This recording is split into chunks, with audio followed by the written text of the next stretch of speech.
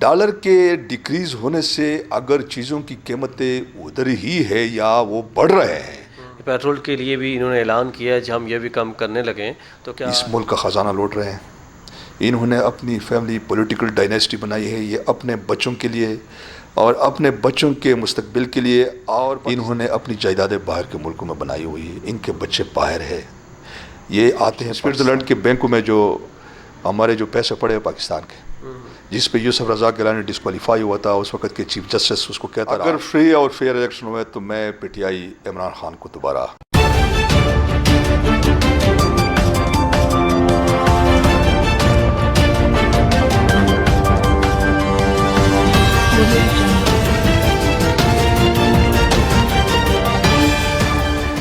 بسم اللہ الرحمن الرحیم. السلام علیکم. آپ دیکھ رہے ہیں آہٹ نیوز چینل اور میں ہوں آپ کا میزبان عرفان امتیاز. اس وقت میرے ساتھ موجود ہیں پاکستان کی اور اسلام آباد کی مشہور سیاسی اور سماجی شخصیت. موجودہ جو صورتحال ہے، آڈیو لیکس کا معاملہ بہت زیادہ سرگرم ہے. اس وقت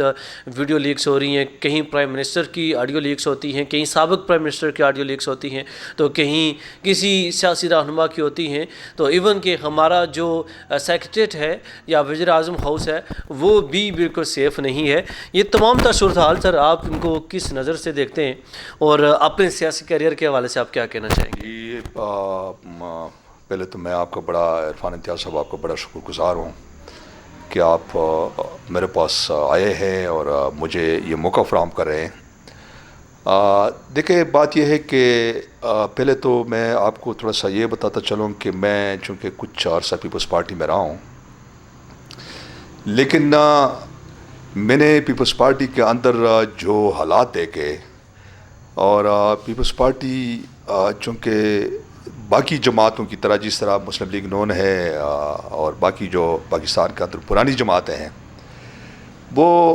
میرے اسٹڈی کے مطابق تو یہ ہے کہ ایک موروثی سیاست ہے،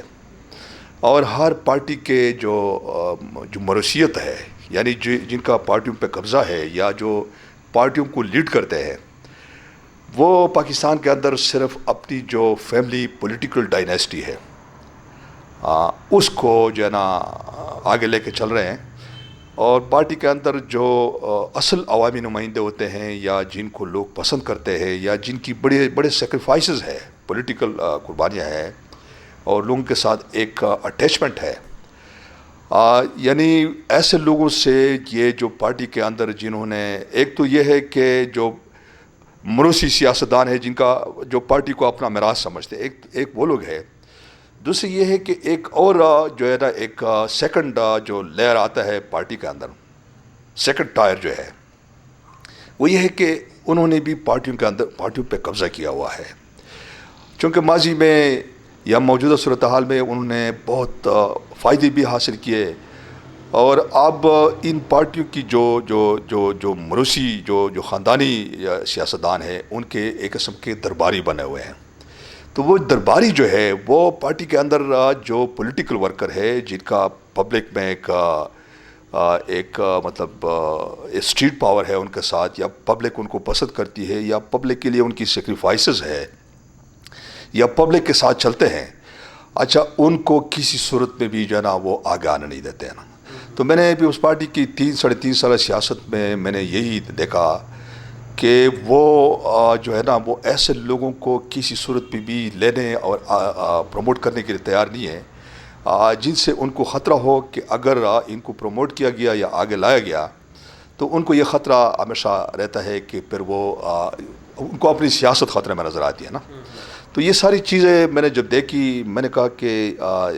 دس is just a wastage of time. میرے خیال میں اس سے بہتر تو یہ ہے کہ بندہ سیاست تو یہ نہیں ہے کہ سیاست آپ کسی پارٹی میں رہ کے یا وہ کسی پارٹی میں جانا ضروری ہے. سیاست تو ہم زمانہ طالب علم سے کر رہے ہیں، ہم سیاست سے زیادہ سوشل ورک کرتے ہیں نا. تو جہاں ہم بیٹھے ہوئے اللہ کے فضل و کرم سے ہم اپنے حصے کا کام کر رہے ہیں. جو بھی ہمارے دروازے پہ آیا ہے، جو ہمارے سیڑھیاں چڑھ کے آیا ہے، ہم ان کے ساتھ میرے خیال میں چلتے ہیں اور ان کے کام بھی ہوتے ہیں. تو میں یہ بھی کہتا ہوں کہ میں سیاست کبھی میری ضرورت نہیں رہی ہے، اور میں دوستوں کو یہ کہتا ہوں کہ اگر میں سیاست کی ضرورت ہوا تو سیاست میرے یہ سیڑھیاں چڑھ کے آئے گا، میرے دروازے پہ آئے گا. تو میرا اپنا ایک اصولی موقف ہے سیاست کے بارے میں. دوسری بات آپ نے جو کی ویڈیو لیکس کی، تو یہ بڑی میں سمجھتا ہوں کہ ایک المیہ ہے، یہ ایک بڑی افسوسناک بات ہے کہ اگر پرائم منسٹر ہاؤس محفوظ نہیں ہے، یا سابق پرائم منسٹر جو تھا، جو ان کی بالکل جو ایک پرائیویٹ لائن تھا جس کے بارے میں وہ کہتے ہیں کہ اس کے بارے میں سوچا بھی نہیں جا سکتا تھا، وہ بھی اگر وہ بگ ہو رہا تھا یا وہ ٹھیپ ہو رہے تھے ان کے کالز وغیرہ، تو اس کا مطلب ہے کہ ہمارے ملک کے اندر جو بہت حساس ادارے ہیں یا جو ہمارے بہت حساس قسم کے ایسٹس ہیں، ٹھیک ہے نا، آگے تو میرے خیال میں وہ بھی that are always at stake جو ہے نا، ٹھیک ہے نا، وہ ہمیشہ جو ہے نا خطرے میں رہیں گے. تو یہ اس کے لیے جو میں سمجھتا ہوں کہ اس وقت حکومت سینسیئر ہے یا نہیں ہے، اور عمران خان نے بھی کہا کہ جی کورٹ میں ہم جائیں گے اس کے بارے میں کہ یہ کون کر رہا ہے، اور عمران خان نے تو میرے خیال بڑا کلیئر کہہ دیا کہ یہ ایجنسیاں، یہ کام تو پھر ایجنسیاں ہی کر سکتی ہے اور میں اور آپ تو نہیں کر سکتے نا. تو اس کو یہ بڑا فری اور فیئر جو ہے نا اس کی انکوائری ہونی چاہیے، اور جو ملوث لوگ ہیں میرے خیال میں ان کو سزائیں ملنی چاہیے، ان کو کفر کردار تک پہنچانا چاہیے، کیونکہ یہ پاکستان کا معاملہ ہے، اور ہم جو انٹرنیشنل لیول پہ، انٹرنیشنل سطح پہ ہماری بڑی جگہ سائی ہو رہی ہے، اور انٹرنیشنل سطح پہ بھی وہ ممالک جو ہمارے دوست ہیں وہ بھی خوف محسوس کر رہے ہیں، ٹھیک ہے نا. تو میرا خیال ہے کہ اس کو یہ جو ہے نا بڑا ترجیحی بنیادوں پہ یہ انکوائری ہونی چاہیے، تاکہ آئندہ کے لیے کم از کم جو ہے نا اس قسم کے جو جرائم کا ارتکاب ہے وہ کم ہو اچھا، اس میں آپ کو لگتا ہے کہ سیاسی چپکلش یا سیاسی تضاد ہو سکتا ہے، یا اس کی وجہ سے یہ آڈیو لیک سامنے آ رہی ہیں؟ لیکن اگر دیکھا جائے تو وہیں پہ مسلم لیگ نون کے کچھ رہنماؤں کی بھی جو ہے وہ آڈیو لیک سامنے آئی ہیں، پھر پاکستان تحریک انصاف کی بھی آڈیو لیک سامنے آئی ہیں، ویڈیوز سامنے آئی ہیں. یہاں پہ اگر دیکھا جائے اس اینگل سے تو کہیں پہ یہ فیل نہیں ہوتا کہ یار کہ کسی سیاست کی آڑ میں کسی سیاسی پارٹی نے ایسا کروایا؟ بالکل ایسا نہیں. اپنا یہ میں سمجھتا ہوں کہ میرے خیال میں یہ ریت رہی ہے مسلم لیگ نون کی، یہ آڈیو اور ویڈیو جو ہے نا شروع سے، یہ بہت پرانے زمانے سے یہ گزشتہ ادوار میں بھی مسلم لیگ نون جو ہے نا بنظیر بھٹو کی اور نصرت بھٹو کی بھی جو ہے نا وہ اس قسم کی کردار کشی کرتے رہے. اور پھر یہ ارشد ملک جو جج تھا، اس کی ویڈیو آئی سامنے، یعنی اس وقت یہ آئی کہ جب ان کو سزاؤں کا وقت آیا تو یہ ویڈیو منظر پہ آ گئی. تو یہ اس قسم کی ویڈیو اور آڈیو جو ہوتے ہیں نا، یہ اصل میں سیاسی فوائد حاصل کرنے کے لیے ہی استعمال ہوتے ہیں. ابھی دیکھ رہے ہیں، ابھی 3-4 دن 5 دن پہلے مسلم لیگ یہ موجودہ جو حکومت ہے، پرائم منسٹر کی جو کنورسیشن ہوئی ہے مریم نواز کے ساتھ، اور پھر اسحاق ڈار کے بارے میں جو باتیں ہو رہی ہے، ٹھیک ہے نا، وہ ہم نے سنی ہے. اور وہ بھی ایسے وقت پہ آئے ہیں کہ جب مطلب اسحاق ڈار پاکستان پہنچ گیا تھا، یا جب ابھی پہنچا نہیں تھا، آ رہا تھا، تو اس سے پہلے یہ چیز جو ہے نا یہ لیک ہو گئی تھی. اور اس طرح عمران خان کی بھی جب سے میرے خیال میں یہ چند جلسوں میں اس کا جو تقریروں کے اندر جو اس کا لب و لہجہ ہے وہ تھوڑا سا ہارش ہے، وہ مسٹر ایکس اور مسٹر وائی. اور پھر آپ نے یہ دیکھا کہ انہوں نے اپنے ساتھیوں کو کہا کہ ایجنسیاں اگر آپ کو ڈرائے دھمکائے تو اسی انداز میں آپ نے ان سے بات کرنی ہے، ٹھیک ہے نا، آپ نے ڈرنا نہیں ہے، ڈرنا ہم نے اللہ تعالیٰ سے ہے. تو اس کے بعد پھر آپ ان کی بھی آڈیو جو ہے نا منظر عام پہ آنا شروع ہو گئے. تو یہ ڈرانے دھمکانے کے بعد آئی ہیں، ان کے ڈرانے دھمکانے کے بعد بھی. اور دوسرا یہ ہے کہ خالصتاً ایک وہ سیاسی مفادات حاصل کرنے کے لیے، اور ان کے پیچھے کون لوگ ہیں وہ میں بھی جانتا ہوں، آپ بھی جانتے ہیں، اور پورا پاکستان جانتا ہے کہ یہ فیسلٹیز جو ہوتے ہیں نا یہ ہر بندے کے پاس نہیں ہوتے ہیں نا. بالکل ٹھیک ہے نا، یہ ہمارے ان اداروں کے پاس ہوتے ہیں جو یہ سب کچھ کر سکتے ہیں نا. لیکن یہ تمام چیزوں کے دیکھیں، سیاست اپنی جگہ، سیاست مثبت سیاست ہونی چاہیے. ایک جو ہے نا مطلب نیگیٹو پالیٹکس سے یہ ہوتا ہے کہ ایک تو انٹرنیشنل سطح پہ پاکستان کی جگہ سائی بدنامی ہوتی ہے. دوسرا یہ کہ دنیا کو جو میسج آتا ہے نا وہ ایک ایسا میسج آتا ہے کہ یعنی بحیثیت ایک قوم جو ہے نا ہمارا ایک بڑا نیگیٹو امیج کریٹ ہو رہا ہے نا. تو میرا خیال ہے کہ یہ ایسے اچ ہتھ کنڈے جو ہے نا سیاسی مفادات کے لیے حاصل نہیں کرنی چاہیے۔ اچھا، جہاں پہ خان صاحب یہ کہتے ہوئے نظر آتے ہیں کہ یہ جو ہمارے ایجنسیز ہیں ان کا کام اب یہی رہ گیا ہے کہ یہ جو ہے کال ٹیپ کریں گی یا اس طرح کی جو سیکیور چیزیں ہیں ان کو یہ سامنے لا رہے ہیں، لیکن وہیں پہ وہ ساتھ یہ بھی کہتے ہوئے نظر آتے ہیں کہ یہ جعلی ہیں ساری اور یہ بنائی گئی ہیں، تیار کی گئی ہیں، کیا کہنا چاہیے؟ اس میں یہ ایڈیٹنگ کی بات کریں کہ جی ایڈٹ ہوئے ہیں، کچھ کنورسیشن تو انہوں نے خود ایڈمٹ کیے ہیں، جس طرح اسد عمر نے بھی کیا ہے کہ جی بالکل یہ ہماری کنورسیشن ہے، لیکن یہ کون لوگ کر رہے ہیں؟ ٹھیک ہے نا، بات تو یہ ہے کہ دیکھیں ٹھیک ہے، اس میں جو ہمارے ایجنسیاں ہے ملک کی بقا، سلمیت اور خود مختاری کے لیے حالات پہ نظر رکھنی چاہیے ان کو، اور اس قسم کی چیزیں اس لیے تو ان کو پرووائڈ کیے گئے ہیں کہ تاکہ ملک کے اندر دیگر جو ہماری جو دشمن ممالک ہے یا جو ہمارے ساتھ ایک محسمانہ رویہ رکھتے ہیں، جس طرح انڈیا ہے اور اس طرح اور جو ممالک ہے، ظاہر ہے پاکستان میں مختلف جو ہمارے غیر ملکی ہمارے جو جن کے ساتھ ہاسٹائلٹی ہے، ایک پراکسی وار تو ہے، بلوچستان میں بھی ہے، اور کئی جس طرح پر ابھی آپ سوات میں دیکھیں نا، تو یہ جو ہے نا ہونا چاہیے، لیکن کم از کم ابھی اس میں یہ سمجھتا ہوں کہ اس کی جو ہے نا انکوائری تو ہونی چاہیے، لیکن چیز جو سب سے اہم ہے، دیکھیں نا ججز کی بھی ٹیپ ہو رہے ہیں، ثاقب نثار کا بھی آیا تھا، پھر وہ رانا شمیم کا، اور یہ ساری چیزیں جو ہے نا، اب سوال یہ ہے کہ آیا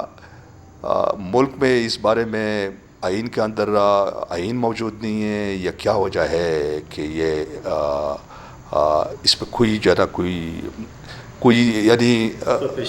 کوئی پیش رفت نہیں ہو رہی ہے نا، ٹھیک ہے نا۔ اب عدالت میں جس طرح عمران خان کہہ رہے ہیں کہ جی عدالت میں آپ جائیں گے، اگر قانونی موجود نہیں ہے تو عدالت اس میں کیا کر سکتی ہے، ٹھیک ہے نا۔ تو اس کے لیے میں یہ سمجھتا ہوں کہ لیجسلیشن ہونی چاہیے، اور اس میں کم از کم ایجنسیاں اگر یہ کام کرتی ہے تو ان کو بھی ایک دائرے میں اپنے ڈومین میں رہ کے جو ہے نا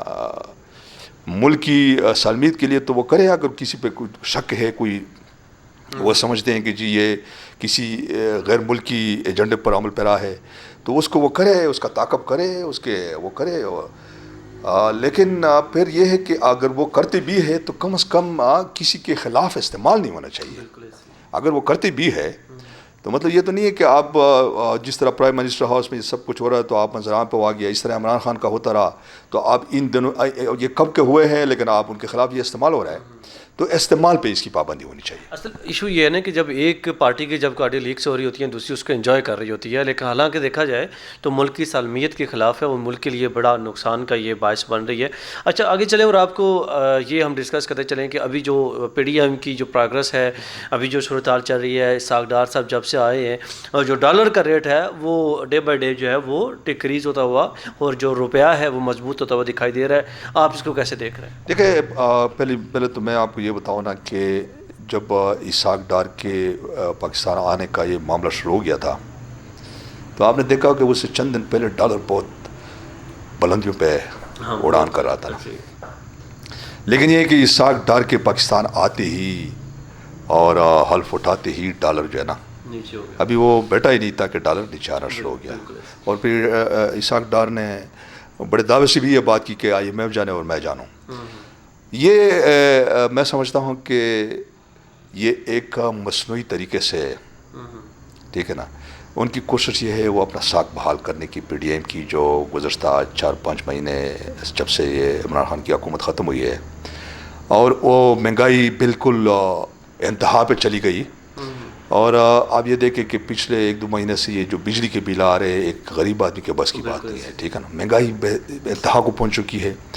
یعنی ایک تنخواہ دار آدمی، سب سے زیادہ جو پرابلم ہے اس آدمی کو ہے جو مہینے کا اس کا ایک خاص بجٹ ہے، جس کی 50,000 سیلری ہے، اور مہنگائی 2 گنا 3 گنا بڑھ گئی ہے نا، اس کے لیے سروائیو کرنا بڑا مشکل ہے۔ باقی دکاندار کیا ہے، دکاندار جو پہلے 100 روپے پہ ایک چیز بیچتا تھا وہ اب 200 روپے پہ بیچتا ہے، ٹھیک ہے نا، وہ تو چیزوں کی قیمت بڑھا رہا ہے نا۔ سب سے زیادہ جو نقصان ہو رہا ہے یہ اسی کو ہو رہا ہے۔ اب یہ ہے کہ ہم یہ کہتے ہیں کہ یار ڈالر تو ڈے بائی ڈے جو ہے نا ڈکریز ہو رہا ہے، اللہ کرے یہ 100 پہ آ جائے، لیکن ڈالر کے ڈکریز ہونے سے اگر چیزوں کی قیمتیں ادھر ہی ہے یا وہ بڑھ رہے ہیں تو پھر اس ڈالر کا ہمیں کیا فائدہ ہے؟ آپ دیکھیں پہلے یہ تھا کہ جب ڈالر پیٹرول مہنگے ہوتے تھے نا جب ڈالر مہنگا ہو جاتا تو ساتھ پیٹرول کی قیمتیں اور دیگر جو اشیاء خرد و نوش کی چیزیں وہ قیمتیں بڑھ جاتی تھی نا. اب یہ کہ ڈالر تو ڈکریز ہو رہا ہے لیکن پیٹرول کی قیمتیں جو ہے نا وہ انکریز ہو رہی ہے, تو یہ بڑی کنٹریڈکشن ہے. اس سے پھر یہ ثابت ہو رہا ہے کہ یہ ایک عوام کے ساتھ ایک ڈرامہ رچایا جا رہا ہے, اور میرے خیال میں یہ جو ابھی یہ ڈکریز کرے اس کے آفٹر شاک پھر آپ آنے والے چند دنوں میں دیکھیں گے کہ یہ پھر بڑھنا شروع ہو جائے گا. ٹھیک ہے نا. تو ہم یہ سمجھتے ہیں کہ اگر تو ڈالر ڈکریز ہو رہا ہے تو اس کے ساتھ چیزیں بھی ڈکریز ہونی چاہیے. اچھا, آپ کو لگتا نہیں کہ یہ چیزوں پہ جو اشیاء خرد و نوش ان پہ کنٹرول کر سکیں گے؟ پیٹرول کے لیے بھی انہوں نے اعلان کیا ہے, جب ہم یہ بھی کم کرنے لگیں تو کیا پاسبل ہے, کر لیں گے؟ دیکھیں بات یہ ہے کہ اگر یہ ایسا کرتے تو یہ اچھی بات ہے. عوام کو تو اگر ایک دن اگر صبح اٹھتے ہیں اور ایک دن کے لیے بھی اشیاء خرد و نوش کی چیزوں میں ریلیف ملتی ہے تو یہ بڑی اچھی بات ہے. لیکن میرا نہیں ہے خیال, کیونکہ اصل جو سب سے جو میں دیکھ رہا ہوں, کیونکہ یہ جو حکومت ابھی بیٹھی ہوئی ہے پی ڈی ایم کی, ویسے سو کالڈ حکومت ہے, نامنہاد حکومت ہے. مطلب حکومت ہم کہتے تو ہے لیکن یہ بس وہ عمران خان کی حکومت جو وہ نان کانفیڈنس موشن کے ذریعے یہ آئے, حالانکہ یہ 3-3.5 سالوں میں بھی لگے ہوئے تھے, لانگ مارچ بھی کرتے نہیں کر سکے, لیکن جب ان کو اشارہ مل گیا, ٹھیک ہے نا, تو وہ حکومت چینج ہو گئی ہے. بات صرف اتنی ہے کہ یہ حکومت میں بیٹھی ہوئی ہے کیونکہ ابھی ان کو یہ پتہ ہے کہ ان حالات میں اگر چونکہ عوام کے ساتھ جو ان کے وعدے تھے پچھلے 3-3.5 سالوں میں, مولانا فضل الرحمان وغیرہ تو یہی کہتے تھے نا کہ یہ سلیکٹڈ حکومت ہے, مہنگائی کے علاوہ تو اور کوئی بات ہی نہیں کرتے تھے. مطلب عوام کی ہمدردیاں لینے کے لیے اور لانگ مارچ کریں, یہ کریں, وہ کریں, اور روزانہ وبلا میں چاہتے تھے نا. اب عوام کو یہ بات تو کلیئر ہو گئی کہ یہ ہمارے لیے نہیں, یہ اصل میں نیب کے کیسز ختم کرنے کے لیے اور اپنے کیسز ختم کرنے کے لیے, وہ دوسرے لفظوں میں آپ NRO 2 جو ہے نا آپ کہہ سکتے ہیں, وہ انہوں نے لے لیا, اور عوام بڑی بشعور ہو چکی ہے. اب وہ اس نتیجے پہ پہنچ چکی ہے. سینئر رہنما اور جو کہ ہاشم ڈوگر صاحب ہیں, اسلم صاحب ہیں, اہم عہدوں سے جو ہے انہوں نے ریزائن کر دیا ہے. اور دوسرا اگر بات کی جائے پاکستان تحریک انصاف, حالانکہ ایسی ابھی جماعت ہے جو کہ لیڈنگ سیاسی جماعت کے طور پر جو ہے وہ پاکستان میں مقبولیت کا درجہ رکھتی ہے, تو کیا وجہ بنی کہ اتنے امپورٹنٹ عہدوں سے جو یہ لوگ ریزائن کر رہے ہیں؟ اب کیا کہنا چاہیں گے اس والے؟ دیکھیں بیہائنڈ تو میں نہیں سمجھتا ہوں, کیونکہ میں نے آج صبح یہ ہاشم ڈوگر کی ریزائن مجھے اخبار میں نے پڑھا تھا, اس نے یہ کہا تھا کہ میرے کچھ اپنے ذاتی کوئی معاملات کی وجہ سے میں یہ کام جاری نہیں رکھ سکتا ہوں. اور یہ دوسرے جو ہے یہ دوسرے بھی منسٹر تھے, صوبائی منسٹر جو ہے نا, تو اب یہ ریزائن کرنا میرا خیال ہے کہ اس بارے میں ہم نہیں کہہ سکتے ہیں. لیکن ایک چیز تو پھر یہ بھی ہے کہ جس طرح مریم نواز وہاں بیٹھی ہے اور پنجاب حکومت کی جو پی ٹی آئی کی حکومت ہے, مسلم لیگ کاف اور پی ٹی آئی کی, اور جس کے بارے میں کہا جا رہا ہے کہ جی وہاں پہ باقاعدہ اب یہ چیز طے ہو رہی ہے کہ آنے والے دنوں میں اس حکومت کا خاتمہ ہوگا اور مسلم لیگ نون کی حکومت آئے گی. تو ایک ایلیمنٹ یہ بھی پھر بندہ نظر انداز نہیں کر سکتا ہے کہ اگر اس قسم کے جو وزارتوں سے ریزائن آنا شروع ہو گئے نا, تو ایک فیکٹر یہ بھی ہو سکتا ہے. اور دوسرا فیکٹر یہ ہے کہ جس طرح عمران خان نے لانگ مارچ کے لیے ہر ضلع اور صوبے کی سطح پہ وہاں جا رہے ہیں, لوگوں سے حلف لے رہے ہیں اور لوگوں کو موٹیویٹ بھی کر رہے ہیں, اور ہر ضلع, سٹی اور ولیج کی سطح پہ اپنے وہ پی ڈی ایم تو اب جناب اس موقع سے تو ہٹ گئی ہے نا. ابھی پی ڈی ایم کا پروگرام یہ ہے کہ کیونکہ پچھلے دنوں بلاول زرداری نے کہا تھا نا کہ نہیں حکومت الیکشن جو ہے نا فی الحال جو مقررہ مدت ہے اسی بھی آگے چلنا چاہیے, کیونکہ سیلاب کی وجہ سے 1 کروڑ مور اور لیس جو لوگ ہیں وہ متاثر ہوئے ہیں, تو 2 پاکستان ہی ہونا چاہیے, 1 پاکستان ہونا چاہیے. تو ان کی خواہش تو یہ ہے کہ آپ یہ جتنا یہ پرولانگ کریں گے یہ کرتے رہیں گے, کیونکہ ابھی اصل میں عوام میں ان کو اپنی مقبولیت کا پتہ ہے. ان کو پتہ ہے کہ ان حالات میں اگر الیکشن یہ اپنے مرضی سے وہ کبھی نہیں کریں گے. ہاں اسٹیبلشمنٹ ان کو مجبور کرتی ہے کہ جی نہیں، آپ چونکہ ملک کے حالات اور معیشت بالکل تباہ ہو رہی ہے، ہم نے بہت کوشش کی لیکن وہ معاملہ ایسا ہو نہیں سکا، لہٰذا اب مزید ہم آپ کو ٹائم نہیں دیں گے. وہ تو علیحدہ بات ہے. ادروائز ان کی خواہش کے مطابق یہ ابھی الیکشن کرانے کے موڈ میں نہیں ہے، کیونکہ ان کو پتہ ہے کہ ابھی اگر ہم الیکشن کا اعلان کریں گے اور کیئر ٹیکر حکومت آتی ہے اور 3 مہینے میں الیکشن ہوتے ہیں، تو ان کو پتہ ہے کہ عمران خان نے 2/3 میجارٹی کے ساتھ دوبارہ آنا ہے اور دوبارہ حکومت بنائیں گے. تو میرا خیال ہے کہ وہ ان حالات میں وہ تیار نہیں ہے. ٹھیک ہو گیا. کوئی پیغام دینا چاہیں تمام پاکستانیوں کے لیے اس موجودہ صورتحال میں؟ تو میں ہمارا